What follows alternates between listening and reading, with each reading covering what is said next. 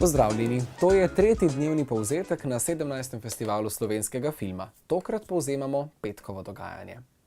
Začeli smo zgodaj s strokovnim programom in strokovnim seminarjem Glasba za film, demistifikacija glasbenih pravic v audiovizualnih delih. Everybody, in theory, people want hits, but what's a hit? I mean, a piece of music that people know. You know, I said in my seminar, if people are making a film that's based in 1972, then they need music from 1972 or earlier. The worst thing you can do is to put a piece of music from 1974 in there. Ob 13. sta sledila srednjemetražni eksperimentalni in dokumentarni film.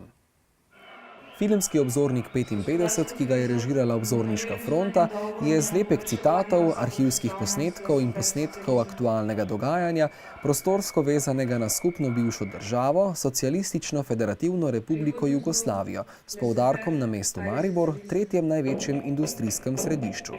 Film Mihe Ermana, Premiki v obljubljene dežele, pa je dokumentarno igran in se skozi pogled potujoče ženske dotika fenomena migracije v sodobni družbi. Ob 15. uri smo si lahko ogledali 6 kratkih filmov v sekciji Kratki film 2. Film Oklepaj je pripravil Davorin Marc. Vsak pravi pesnik je film, ki sta ga posnela Nate Saje in Jeffrey Young. To pa je eksperimentalni dokumentarni portret slovenskega pesnika Tomaža Šalamuna. Seveda te ljubim, trdi Maja 6. Film pa govori o tem, da se ona nesrečno zaljubi, ne izide se zaradi kosa mesa, potem pa se zgodi nekaj fantastičnega. Fabrice Šulin je posnel film Fuck you. 2 študenta se spoznata v Ljubljani in se zaljubita. Film Buskar je režiral Mitja Mlakar, govori pa o trenutku, ko se sredi vsakdanjega vrveža srečajo podobne usode. Koja želi lepo sončno jutro izkoristiti za vrtnarjenje, vendar mu ne gre po načrtih. Koja roža je film, ki ga je režiral Kolja Saksida. Fekolog je film režiserjev Florenca Guenoja, Gordana Golubovića in Linde Fernandez. Ob 17.30 je Društvo slovenskih filmskih ustvarjalcev podelilo 2 zlati roli.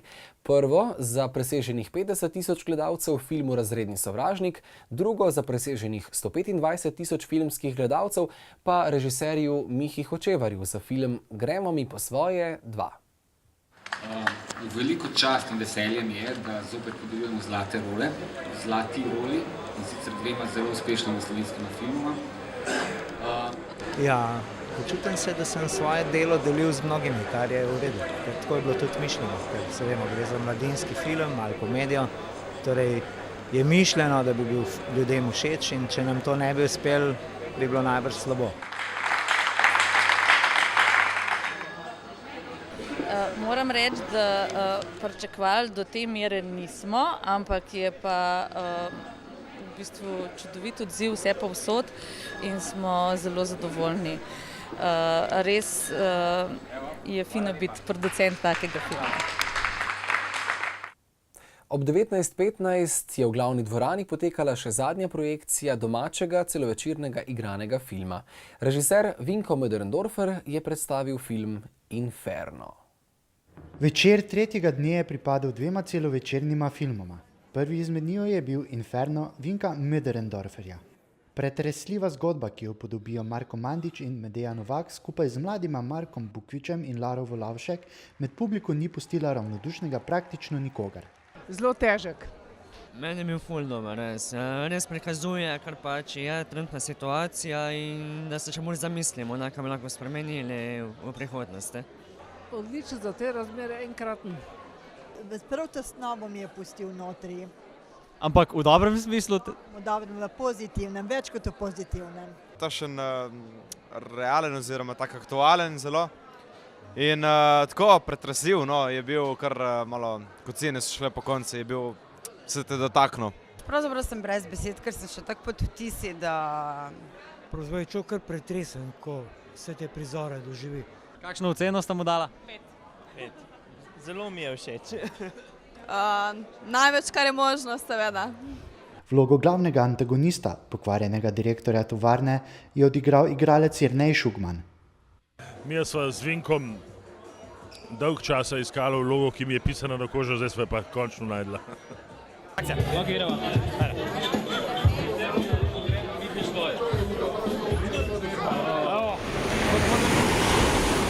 V studiu se mi je tokrat pridružil gospod Vinko Möderndorfer, režiser celovečernega igranega filma Inferno, ki smo ga danes videli premierno na Festivalu slovenskega filma. Dobro večer. Bravo. In čestitke za film. Vaš prvi film je bil Predmestje, drugi film Pokrajina številka 2, zdaj je sledil Inferno. Vsi so imeli nekako temačno, recimo temu tematiko, tudi ta Inferno nadaljuje recimo neko temačno tematiko. Zakaj takšna tema? Če je to temačna tematika, bolje se mi zdi, da so to bolj problemi. No? In Predmestje je bilo, pa pravzaprav se je ukvarjali z problemom ksenofobije, ne? Pokrajina številka 2 z neko zamolčano preteklostjo, zaradi katere pol najebejo mlada generacija, ne? Ta se pa ukvarja pravzaprav z neko socialno dramo. Tako da, vprašanje, če je ta oznaka temačno prava, ne? Jaz mislim, da mogoče najbolj pogosta, ne? Za težka vprašanja. Ja, mogoče, ne vem. Če rečemo temačno, potem je na drugi strani temačnega je svetlo, ne? Se pravi, kaj je zdaj to? Se pravi, obstaja film, ki je temačen, obstaja film, ki je svetlo. Svetlo film je tisto, ko pridemo iz službe po 12 urah, pa pol se želimo zabavati in tako naprej. Temačen je pa kaj pol, mislim, ne vem. Jaz samo osebno ne delim in svojih filmov ne vidim kot temačne, ne vidim kot filme, kot problemske filme. Filme, ki želijo spregovoriti o nekih problemih neke družbe, ne. To se mi zdi tudi meni osnovna funkcija filma, ne.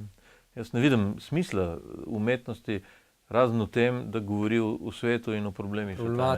Ja, tako da ta razdelitev na temačno in na drugi strani na svetlo. Je to verjetno kategorizacija, ki ljudem najprej pade na pamet, ne? Recimo generalni publiki. Recimo, ja, sem, kaj je to, mislim. A delam za to publiko, ki razume filmsko umetnost kot temačno in netemačno? Ne delam za to, ne. Delam za publiko, ki želi razmišljati o svetu, ne. Jaz jim pač želim ponuditi neko roko v tem razmišljanju, ne. To je pravzaprav vse, ne. Nimam drugih ambicij, ne. Tako nekako, ne. Sploh ne vidim, da so te moje filmi temačni. Nikakor ne. Gospod Janez Burger, ki je sedel včeraj na tem stolu, je dejal, da se mu zdi, da Slovenija postaja pokrajina oziroma recimo temu primerna za žanrski film, za vse več žanrskega filma. Se vam zdi, da mogoče tudi vaši filmi pogledujejo proti žanrskim filmom? Ali so pa izrazito avtorski? Ja, so izrazito avtorski. Pojavil se je pravzaprav v zadnjih 20 letih en nov žanr, ne, in to je avtorski žanr, ne. Tako nekako se mi zdi. Ponovno pojavil, ne? Ja, tudi se mi zdi, da pravzaprav tega čistega žanra, kriminalka, srhljivka, science fiction, pravzaprav ni več, ne. Mogoče v Hollywoodu še, ne, ampak recimo... Tudi tam se mi zdi, da se drama z science fiction in z srhljivko pravzaprav zelo prepleta, tako da se je zdaj ustvaril nek nov žanr, ki pravzaprav vsebuje vse žanre. Tudi ta svoj film Inferno razumem kot neke vrste žanrski film. Žanrski film socialne drame, absolutno. Ne vem, kaj vem. Zelo žanrski film je bil Pokrajina številka 2, se mi zdi, da je bil zelo žanrski film, nekateri so ga pol poimenovali kot političen thriller.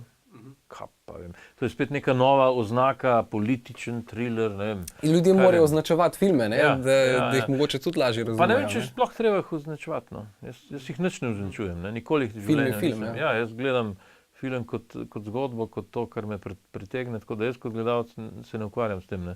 In tudi mislim, da je to prav, da se ne ukvarjamo s tem, ne.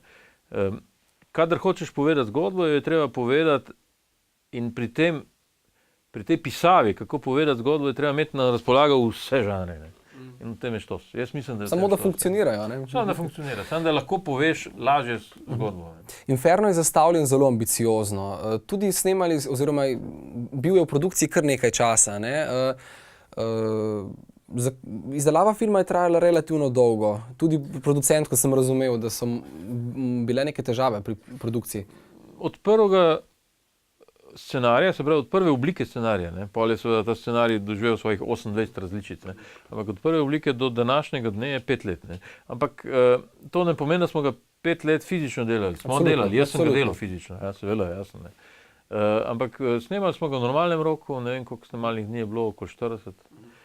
Montirali smo ga v normalnem roku, celo hitreje, ker mojster Andrija Zafranović seveda to izjemno hitro dela, ne. Ne vem, 2 meseca, 5 tednov. Postprodukcija zvoka, ta film je zvokovno zelo zahteven, ker pač ni glasbe in je seveda zvok pravzaprav glasba, ne, tega filma, ne. je trajala tudi ene 5 tednov, tako da pravzaprav ta produkcija je trajala, ne vem, slabo leto, normalno, ne. Normalno, ampak seveda vsi preden dobiš denar, preden pravzaprav pride do te produkcije, seveda dolg. Ta film je bil končan že lanskega decembra, pravzaprav, ne. Pa se nam je zdelo, da januar ni najbolj primeren, ker so bili neki drugi filmi, pa da marc, potem pa je pa že april, pa smo počakali na to, tako da ta film je pravzaprav imel nek mrtev tek, ali je to dobro ali slabo, ne vem, je imel kakšne pol leta. Normalno je potekel, ampak seveda jasno, priprave so bile pa dolge, ne vem, zakaj je to, ampak kaj se vem, kakšni filmi imajo tako usodo, da imajo dolge priprave, ni kaj. Nič se ne sekiram, zdaj je to že za nami. Predvsem je pa na nek način žal, da ta film po 5 letih, kar je nastala ideja v tem filmu, ni izgubil na aktualnosti. No. To mi je žal, ne. Ker to pomeni, da je ta svet resnično kurco, ne. Da se v 5 letih pravzaprav ni izboljšala situacija. Ne. To, kar je danes seveda producentka zelo dobro povedala, ne. Tudi jaz mislim, ne. Bojim se pa, da se dolg časa še ne bo izboljšala situacija, tako da neko aktualno ostrino bo ta film brez dvoma imel. Ni pa to realističen film, ne, to je jasno. Ne. Snemali ste tudi na demonstracijah. To je, recimo, izkoristili ste trenutek. A je do tega prišlo spontano? Ste načrtovali? Ste predvidevali v scenariju? Zagotovo bodo neke demonstracije in mi se jim bomo... Ja, jaz sem predvideval, da pač ta oče s tema otrokoma, ki jih nima več kam dati, ne, gre pa z njimi na demonstracijo, v kateri upa, da bo dobil neko socialno mrežo, v kateri bo potem lahko si sposodil nek denar, skratka nekako preživel, ne. Samo zaradi tega vzroka gre, ne. Ne gre na demonstracije zaradi tega, ker bi... Zaradi demonstracij samih, ja, seveda. Ker bi se zavedal neke politične moči, sploh ne.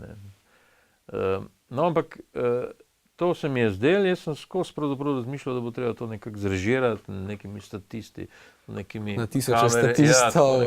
Ali pa nekimi blefirati pravzaprav, ne, neko množico, pa so se seveda pojavile, kdo si je to zmislil, ne vem, verjetno producentka, da bi to mogoče fino izkoristiti, ne. Meni se te demonstracije, ki so zares potekale, meni se je zdelo pa to seveda super, zato ker dobiš seveda, če snemaš na nekih realnih demonstracijah, dobiš nek dokumentaristični touch, ne, ki ga je pa ta film želel imeti. V prvi varianti, ko sem še delal z nekim drugim direktorjem fotografije, Dušanom Joksimovičem, v pripravah, ne, sva sploh želela ta dokumentarni touch še bolj poudariti, ne. Tako da so prav prišle, no, tako nekako. Ampak v bistvu je bila to pravzaprav bolj produkcijska stiska, ne. Slovenski film je tako podhranjen, se ravno zato, da si pravzaprav kakšnih večjih scen za statisti ne more privoščiti, kar je izjemno slabo. Ampak mi smo vse, ne, seveda to ni pomenilo pravzaprav zame še več dela. Mi smo mogli imeti poleg našega igralca še 100 svojih statistov v tej množici, ne, zato da je bila zadeva kontrolirana, zato da smo jo lahko ponavljali in tako naprej.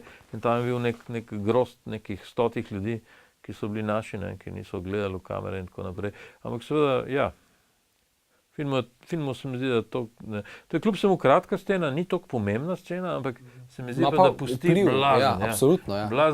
Blazen pusti tako nekako, čez cel film se pravzaprav razlega ta vtis neke dokumentarističnosti. Kot tudi igra igralcev. Igra je izjemna. Kako ste delali z igralci?